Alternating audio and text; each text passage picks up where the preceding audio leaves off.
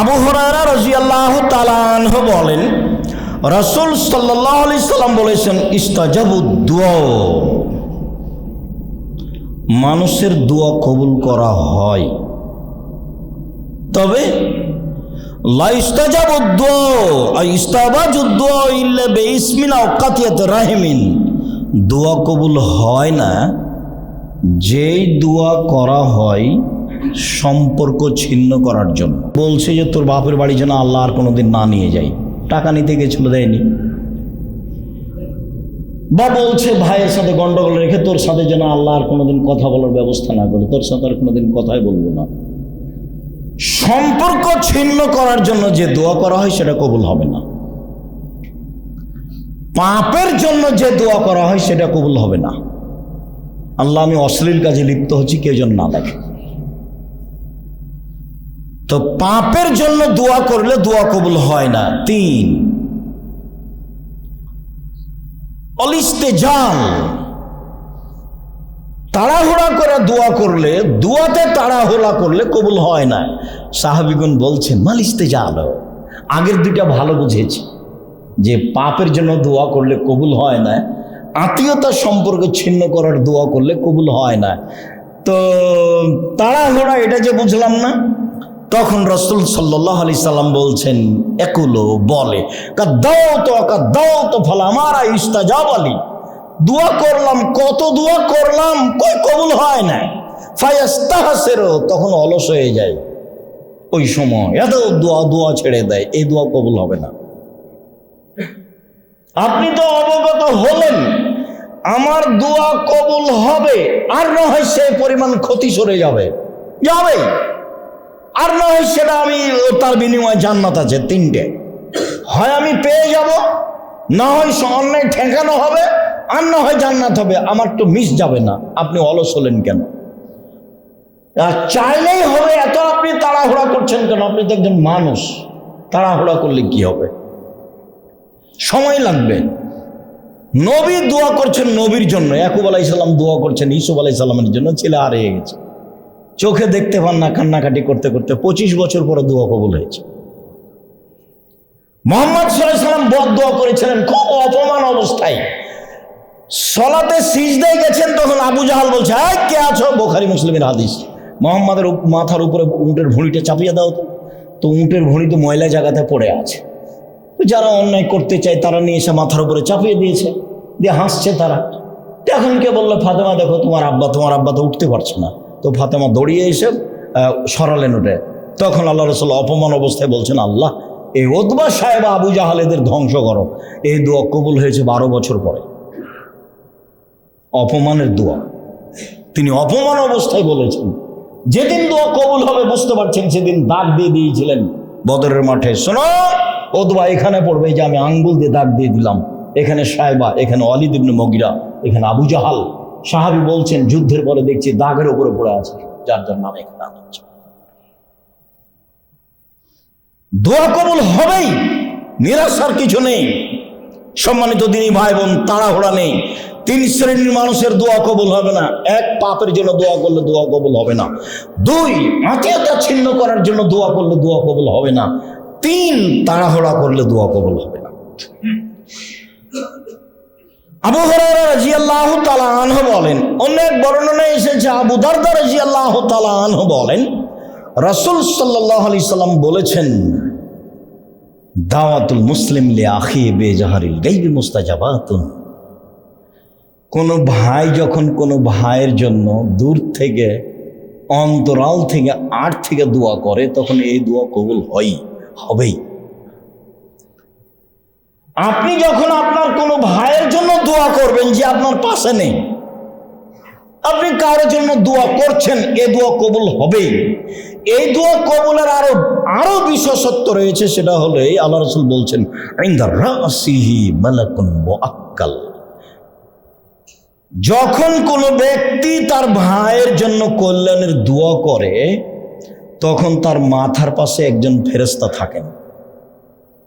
যখনই তার ভাইয়ের জন্য কোনো কল্যাণের দোয়া করে, আল্লাহ তুমি তার অর্থ সম্পদে বরকত দান করো, আল্লাহ তুমি তার রুজি রোজগারে বরকত দান করো, আল্লাহ তুমি তাকে পরহেজগারিতা দান করো, আল্লাহ অমুক ব্যক্তিকে তুমি হেদায়েত দান করো। এরকম যখন মানুষ দোয়া করে তখন এই দোয়া কবুল হবেই।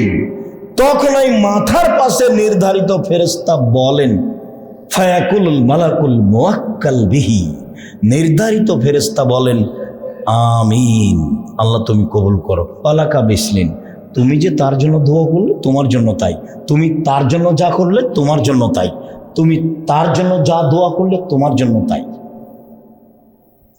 তা আপনি কি শত্রুর জন্য দোয়া করতে পারবেন? মনটা তো তার উপরে খুব খারাপ হয়ে আছে। এই জন্য কোনো দল সংগঠন মাথায় রাখবেন না, নইলে ওর জন্য দোয়া করতে পারবেন না। আর যখন দোয়া করতে পারবেন না তখন ফেরেশতা আপনার পক্ষে বলবে না। আপনি যখন কারোর জন্য দোয়া করবেন তখন ফেরেশতা আবার আল্লাহকে বলবেন যে আল্লাহ তুমি এটা কবুল করো, আর যে দোয়া করছে ওর জন্য, যে করছে ওর জন্য তাই করে দাও, ওর জন্য তাই করে দাও। ও যে আর একজনের জন্য বললো তুমি তার জন্য করে দাও, তো ও লস খাবে, ও আর একজনের জন্য বলছে তো তুমি ওটা তার জন্য করে দাও। তাহলে ফেরেশতা দুইজনের জন্য বলেন, আপনার জন্য আর তার জন্য। হাদিস বুখারী মুসলিম। আবু হুরায়রা রাদিয়াল্লাহু তাআলা আনহু বলেন, রাসূল সাল্লাল্লাহু আলাইহি সাল্লাম বলেছেন, সালাসু দাওয়াতিন মুস্তাজাবাতুন লা শাক্কা ফিহিন্না, তিন শ্রেণীর মানুষের দোয়া কবুল হবেই, মিস যায় না। এক, দাওয়াতুল মুসাফির, মুসাফিরের দোয়া। যখন সফরে থাকবেন তখন নিজের জন্য, আহল পরিবারের জন্য, জাতির জন্য দোয়া করবে, দোয়া কবুল হবে, তাতে সন্দেহ নেই। দুই, দাওয়াতুল ওয়ালিদ, পিতামাতার দোয়া।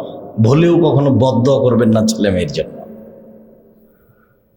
বদদোয়া করলে ছেলে মেয়ের জন্য বাপ মায়ের দোয়া কবুল হয়ে যায়, নিশ্চিত হবে, এই কথা আল্লাহ রাসূল বলছে, যাতে কোনো সন্দেহ নেই। আর আপনার তো জানা আছে, ওই যে জোরায়েজের মা জোরায়েজকে বললো জোরায়েজ, তখন জোরায়েজ সালাত আদায় করছিল। জোরায়েজ ভাবছে যে মায়ের সাথে কথা বলবো না সালাত আদায় করবো, মায়ের সাথে কথা বলবো না সালাত আদায় করবো, একটু দেরি হয়ে গেছে। তখন মায়ে বলছে, আল্লাহ আমার ছেলে আমার কথা সাড়া দিল না, ও যেন একটা পতিতালয়ের মহিলার সাথে সাক্ষাৎ না হওয়া পর্যন্ত তার মরণ না হয়। উল্টা দোয়া, কঠিন দোয়া, দোয়া তো কবুল হয়ে গেছে। একজন মহিলা এসে বলছে যে আমি তোমার সাথে অশ্লীল অন্যায় কাজ করতে চাই। না না, তা তো হবে না। তখনও একটা রাখালের সাথে অন্যায় করে একটা সন্তান জন্ম নিল, দিয়ে বলল মহিলা যে এই ছেলেটা হলো জোরায়েজের।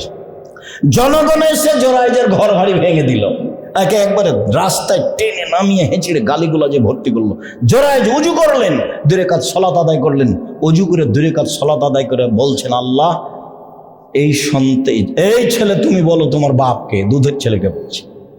তখন দুধের ছেলে বলছে আমার পিতা হচ্ছে রাখাল, গরু ছাগলের রাখাল। দেখেন উপদেশ বইয়ে আল্লাহ ভরসার আলোচনাতে দেওয়া আছে। একে বল, হ্যাঁ আল্লাহ ভরসা। উজু করে 2 রাকাত সালাত আদায় করে ওই বাচ্চাকে বলছে যে তুমি বলো তোমার বাপকে। তখন দুধের বাচ্চা বলছে যে আমার পিতা হলো রাখাল। আর জনগণ বুঝেছে যে এই ছেলের পিতা হলো জোরায়েজ, ওর মা বলে দিয়েছে, বাচ্চার মা। ভুলেও কখনো ছেলে মেয়ের জন্য বদদোয়া করবেন না, যেটা বলেছি সেটাই করবেন।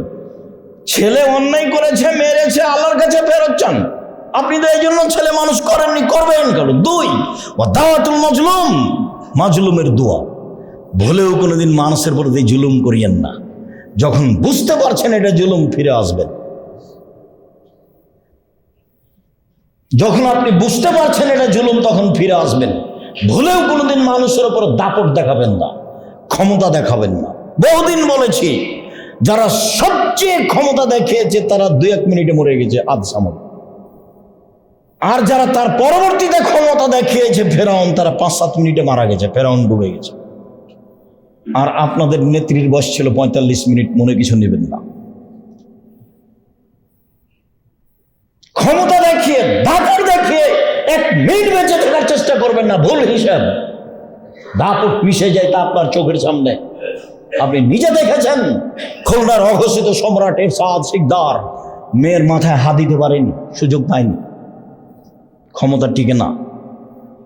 দাম্ভিক প্রেসিডেন্ট, রাতে রাতে দেশ দখল করে নিয়েছেন প্রেসিডেন্ট সাদ্দাম, বাঁচার কোনো পথঘাট করতে পারেনি। জীবনে ক্ষমতা দেখিয়ে বাঁচবেন না, নরম হয়ে বাঁচেন। মাটির মানুষে বেঁচে থাকেন, 1 ঘন্টা বেঁচে থাকবো, মাটির মানুষে বেঁচে থাকবো। প্রতিশোধ নিতে হবে না, আমি অনুরোধ জানাচ্ছি আপনাকে, কারো পিছনে পড়তে হবে না। প্রতিশোধ না নিয়ে, পিছনে না পড়ে বেঁচে থাকা যায়, সম্ভব। সম্মানিত দিনী ভাই বোন, ক্ষমতা দেখাবেন না, আমার অনুরোধ। দলীয় দাপট দেখাবেন না। দলীয় দাপট টিকে না, তার আপনি তার প্রমাণ, আপনার চোখের সামনে তা প্রমাণ। রাসূল সাল্লাল্লাহু আলাইহি ওয়াসাল্লাম বলছেন যে দাওয়াতুল মাজলুমে মুস্তাজাবাতুন ওয়ালাউ কানা কাফিরান, মাজলুমের দোয়া কবুল হবে হিন্দু হলেও, কাফের হলো নিয়ে নেবে। ও দুনিয়াতেও বলেছে আল্লাহকে যে আমার প্রতি জুলুম করেছে, তখন আল্লাহ শুনবে, আপনাকে বিপদে ফেলে দিবে। একবার বলছেন দাওয়াতুল মাজলুমে মুস্তাজাবাতুন ওয়ালাউ কানা ফাজিরান, বদ যদি হয়, শয়তান যদি হয়, এরপরে যদি ও মাজলুম হয়, তার প্রতি আপনি জুলুম করেন, ও যদি আল্লাহকে বলে তাহলে কথা কবুল হয়ে যাবে। 3 শ্রেণীর মানুষের দোয়া কবুল হয়: 1 মুসাফির, 2 বাপ মা, 3 মাজলুম।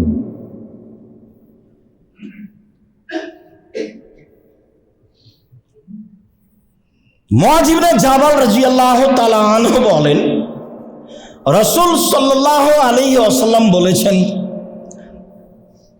মা মিন মুসলিমিন ইয়াবিতু আলা যিকরিন তাহিরান ফায়াতাহাররা মিনাল লাইলি, যে কোনো মুসলিম পুরুষ নারী রাতে দোয়া পড়ে শয়, অজু অবস্থায় শয়, ভোর রাত্রে উঠে আল্লাহকে বলে, যা বলবে তাই হবে।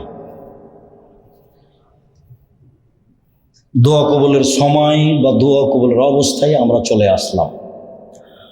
মুআয ইবনে জাবাল রাদিয়াল্লাহু তাআলা আনহু বলেন, রাসূল সাল্লাল্লাহু আলাইহি সাল্লাম বলেছেন, মানুষ যদি দোয়া পড়ে শয়, দোয়া অনেক আছে, যেটা ছোট সেটা তো পারবেন অন্তত, আল্লাহুম্মা বিসমিকা আমুতু ওয়া আহইয়া।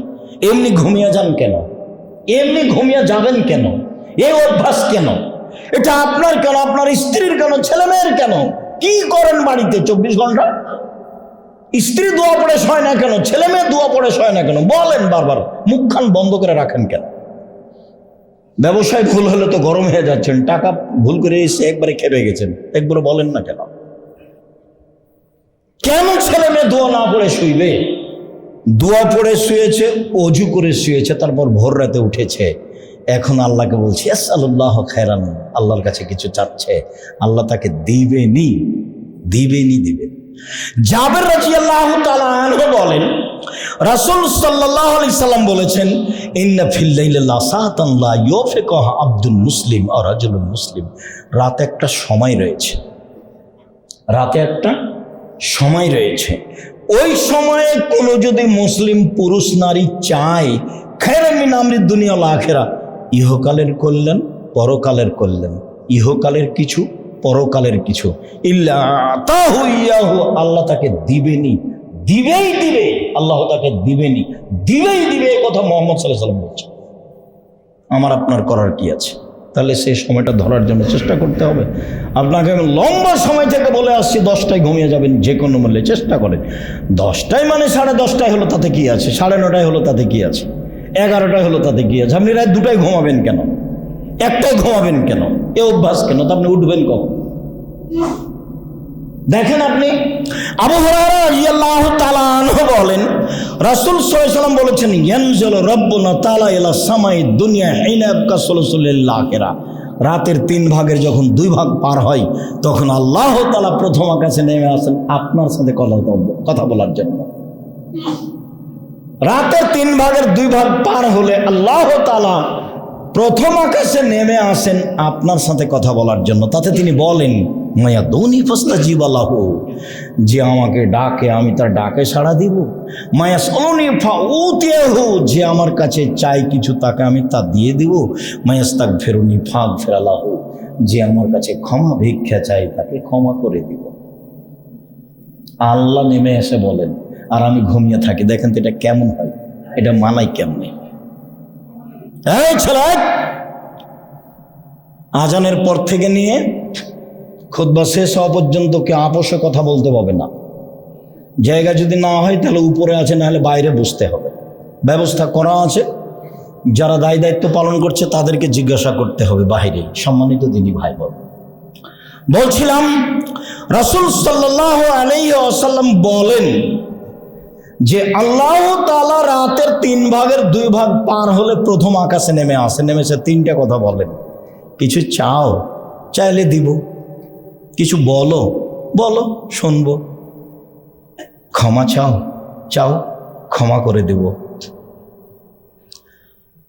উসমান ইবনে আস রাদিয়াল্লাহু তাআলা আনহু বলেন রাসূল সাল্লাল্লাহু আলাইহি ওয়াসাল্লাম বলেছেন, ফতিহাত আবওয়াবুস সামায়ে নিসফাল লাইলে, রাত 12টা পার হলে আকাশের সব দরজা খুলে দেওয়া হয়। রাত 12টার পরে আকাশের সব দরজা খুলে দেওয়া হয়। ফায়ুনাদি মুনাদিন মিনাস সামায়ে, আল্লাহ চিৎকার করে বলেন আকাশ থেকে, মানে প্রথম আকাশ থেকে বলছে।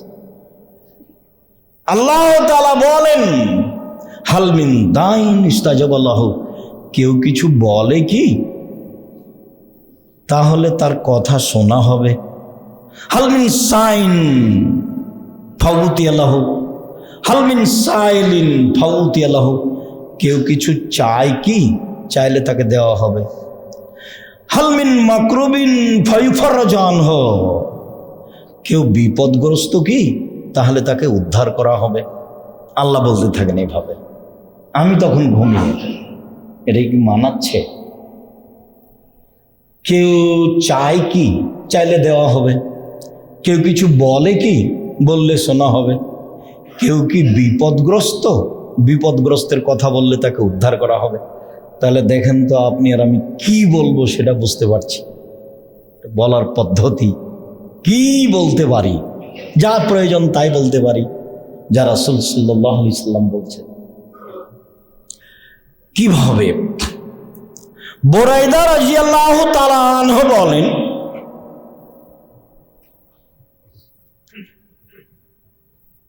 সামিয়া রাসূলুল্লাহ সাল্লাল্লাহু আলাইহি ওয়াসাল্লাম রাজুলান ইয়াকুলু, আল্লাহর রাসূল একজন লোককে বলতে শুনলেন। লোকটা বলছে আল্লাহুম্মা ইন্নী আসআলুকা বিআন্নাকা আনতাল্লাহ, হে আল্লাহ আমি তোমার কাছে চাচ্ছি এই জন্য যে তুমি আল্লাহ, এই জন্যই তো চাচ্ছি। লা ইলাহা ইল্লা আনতা, তুমি ছাড়া তো কোনো মাবুদ নেই। আল আহাদু আস-সামাদ, তুমি একক নিরপেক্ষ মুখাপেক্ষীহীন। আল্লাযী লাম ইয়ালিদ ওয়া লাম ইউলাদ, যিনি কাউকে জন্ম দেননি, যিনি কারো কাছে জন্ম নেননি। আল্লাহ মেকুল্লাহ কুফুয়ান আহাদ, তার সমকক্ষ কেউ নেই। এই পর্যন্ত যখন লোকটি বলল তখন আল্লাহ রাসূল বলছেন ইসমিল আজম, লোকটি ইসমে আজম দিয়ে প্রার্থনা করেছে। এই যা সইলা বিহি আতা, এ দিয়ে চাইলে আল্লাহ দিয়ে দেন, এই দিয়ে চাওয়া হলে আল্লাহ দিয়ে দেন। ওই যা দুয়া বিহি আজাবা, এই দিয়ে প্রার্থনা করলে কবুল করে নেন, এই দিয়ে প্রার্থনা করলে আল্লাহ কবুল করে নেন। তাহলে কবুল হওয়ার জন্য এইটা একটা জরুরি বিষয়। সাদ রাদিয়াল্লাহু তাআলা আনহু বলেন রাসূল সাল্লাল্লাহু আলাইহি ওয়াসাল্লাম বলেছেন দাওয়াতু জিন্নুনে ফি বাতনিল হুত, লা ইলাহা ইল্লা আনতা সুবহানাকা ইন্নী কুনতু মিনাজ জালিমিন। قال رسول الله صلى الله عليه وسلم لا يدعو بها رجل مسلم الا استجاب له। কোন মানুষ যদি ইউনূস আলাইহিস সালামের ওই দোয়া পড়ে যে দোয়া তিনি মাছের পেটে বলেছিলেন, ইউনূস আলাইহিস সালাম মাছের পেটে বলেছিলেন লা ইলাহা ইল্লা আনতা সুবহানাকা ইন্নী কুনতু মিনাজ জালিমিন। এখানে কিন্তু আমাকে বাঁচাও এরকম কোনো কথা নেই, তুমি ছাড়া কোনো মাবুদ নেই, তোমার আমি পবিত্রতা ঘোষণা করছি, আমি অপরাধীদের একজন, তবে পাপী স্বীকৃতি আছে, আমি পাপ করেছি তার স্বীকৃতি আছে। এক, তুমি ছাড়া কোনো মাবুদ নেই।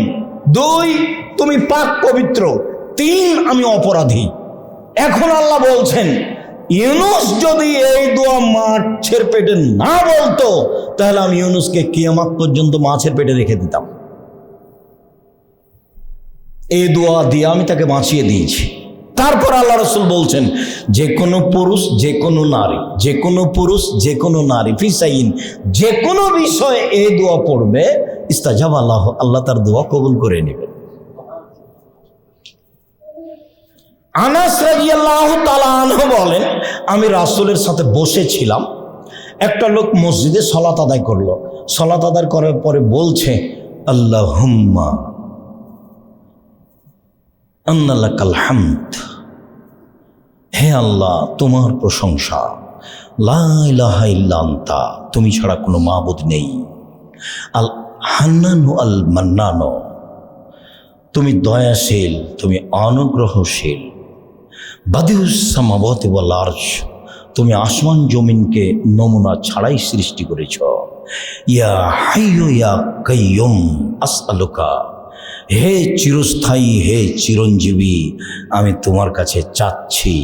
রাসূল সাল্লাল্লাহু আলাইহি ওয়াসাল্লাম বললেন যে দা বিসমিল আজম, এই ইসমে আজম দিয়ে দোয়া করেছে, এখন যা বলবে সেটা আল্লাহ মেনে নেবেন, এখন যা বলবেন সেটা আল্লাহ মেনে নেবেন। তাহলে এগুলো সব ইসমে আজম, এইগুলো আগে পড়তে হবে, তারপরে দরুদ। সম্মানিত দিনী ভাই বোন, সালমান ফারসি রাদিয়াল্লাহু তাআলা আনহু বলেন, রাসূল সাল্লাল্লাহু আলাইহি ওয়াসাল্লাম বলেছেন, ইন্নাল্লাহা হাইয়ুন কারীম, আল্লাহ হচ্ছেন লজ্জাশীল, সম্মানী। একে তো খুব সম্মানী আর লজ্জাশীল। সম্মানী মানুষ সব কাজ করতে পারে না, আবার খুব লজ্জা পায়। ইস্তাহি মিন আবদিহি, বান্দার ব্যাপারে লজ্জা পায়। এই যা রাফা ইলাইহি ইয়াদাইহি আয়রুদ্দু মাসিফান, যখন হাতখান উঠিয়ে তার দরবারে বলে তখন আল্লাহ ফিরিয়ে দিতে লজ্জা পায়। হাত উঠিয়ে যখন তার দরবারে বলে কিছু, তখন লজ্জা পায়। উনি নিজেই লজ্জাশীল, নিজেই সম্মানী। আবার বান্দা যখন হাত উঠিয়ে কিছু বলে তখন খালি হাত ফিরিয়ে দিতে লজ্জা পায়।